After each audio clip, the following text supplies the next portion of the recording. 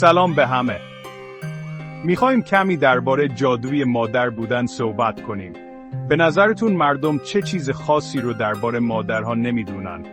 از همون لحظه اول مادرها کنارمون هستن. عشقشون، وقتشون و یه تیکه از قلبشون رو به ما میدن. به ما یاد میدن راه بریم، حرف بزنیم و رویا داشته باشیم.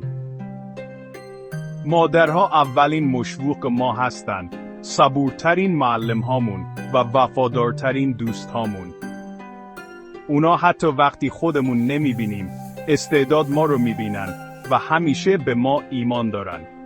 روز مادر امسال، بیاین بهشون یادآوری کنیم چقدر برامون مهم هستن.